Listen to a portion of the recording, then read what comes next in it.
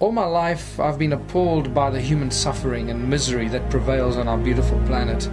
Suffering that seems to continue as if there were no solutions to the plight of humanity. And yet, in all our hearts, we all know that there are solutions, and that they are really simple. But somehow, our so-called leaders are not providing the solutions, but instead creating more confusion and misery. We've appointed our leaders to be our servants, but they're not serving us. We appointed them to do the best for us, not for them. So whatever we want and we need as a people, they should be doing for us. Is that happening? No, the opposite is happening. And so millions of people are waking up to the silent war against humanity and are standing united for change all over the world. People of courage, vision and enlightenment who know there is a better way ahead for humanity. We are all born on this beautiful planet, and we're all born free. And yet, we cannot move around freely. We cannot live where we choose to. We have to follow rules and laws that we didn't agree to when we were born. We have to work to pay taxes and to earn this thing called money. We didn't agree to that either when we were born. We didn't agree to be given a number and be treated like a corporation. We are living, breathing human beings. We're not numbers of infinite soul and flesh and blood. And yet that's not how we're being treated.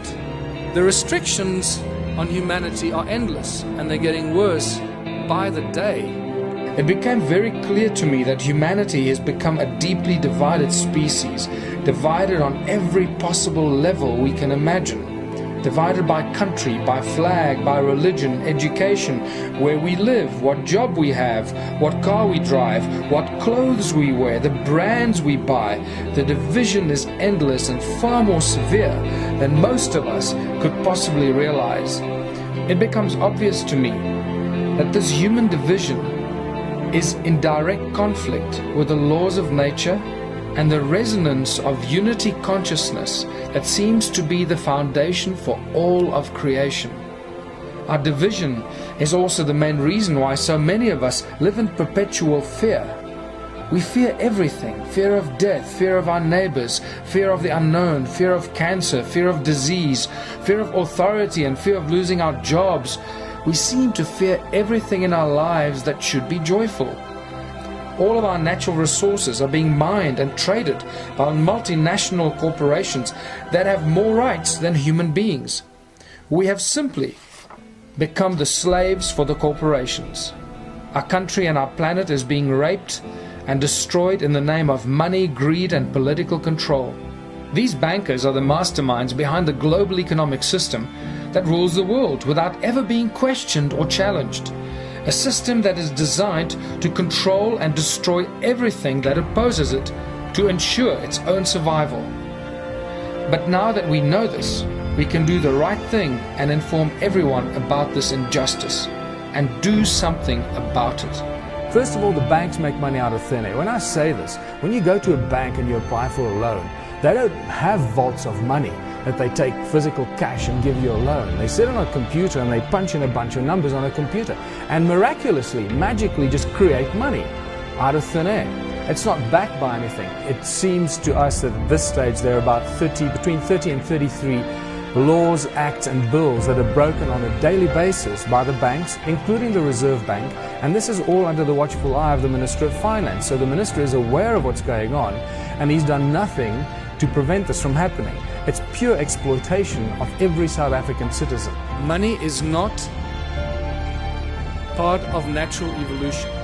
This is a complete misunderstanding of human history. Anyone that teaches you that has not done their homework. Money was maliciously introduced in ancient times as a tool of enslavement, the absolute tool of enslavement, and we are feeling the worst brunt of it right now. We are the guys, we are the civilization, we are the people in the history of this planet right now that can make a change. It's up to us what we do with this information and how we move from here forward. But those who try to control us will constantly tell us that it is very complicated and that only money can solve our problems.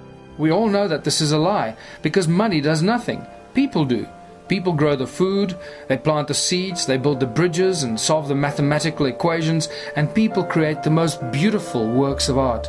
people do everything in great spirit and joy when they are allowed to do so. Money is simply the obstacle that keeps us all from creating and thriving. I would like to share with you the joy and simplicity and the beauty of Ubuntu, where people do not live divided in fear of each other, but rather live united and thrive in abundance on all levels of our society, for all of humanity. Let us actively begin to spread the message of unity consciousness to all of humanity that will allow us to heal our division and change the misery of our human beings to abundance within a global community filled with love for each other and not fear of each other. As you work through this process of a moneyless society, a Ubuntu society where everybody contributes their natural talents or acquired skills to the greatest benefit of all, with certain minor rules that are not rules, it's really just an agreement that this is how we're going to work together. The moment you start working in that kind of community, the abundance is so spectacular that we right now cannot imagine it. It is not possible for us to imagine it until you start immersing yourself in this kind of thinking. Realize it's a movement about higher consciousness. It's about breaking all the norms that we've been conditioned to believe, standing up to authority and taking back what belongs to us, living, breathing human beings. The Ubuntu contribution system, I called it contributionism in 2005 when I first started writing about it. Completely new social structure, abundance for all. It's based on ancient knowledge when they didn't have money, where everyone contributes their natural talents or acquired skills for the greatest benefit of all in the community. It goes back to the African roots called Ubuntu.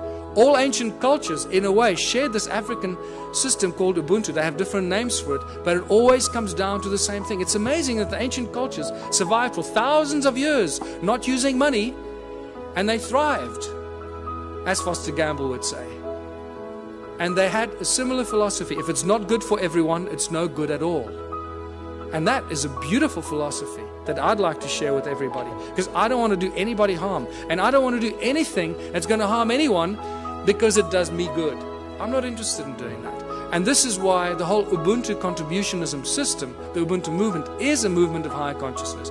It is for people moving into a new age, a new era of higher consciousness. Exactly that. The Ubuntu Liberation Movement and the Ubuntu Party is there to represent the conscious people that live in South Africa, that understand that humanity is totally and utterly controlled by money and by the banking families and control the planet that we live on. We need to spread this message and this information and plant the seed of consciousness in as many people as we can. We don't know what the outcome will be of the elections, but what we do know is that our presence and participation in the elections is paramount for us to be able to spread this information, because parties that do not participate in the elections will not get the kind of exposure. We did not go into politics to enter or start a political party to go into politics, but purely as a political platform for the philosophy of Ubuntu and contributionism. This is critical for everyone to understand. We have no intention to get into politics, but the political platform is a very credible platform for us to be seen in the mainstream media, in which otherwise we would be completely ignored. So I hope this all makes sense to you. Share this with as many people as you can. And we hope to see you on the ballot in South Africa in 2014 on the 7th of May.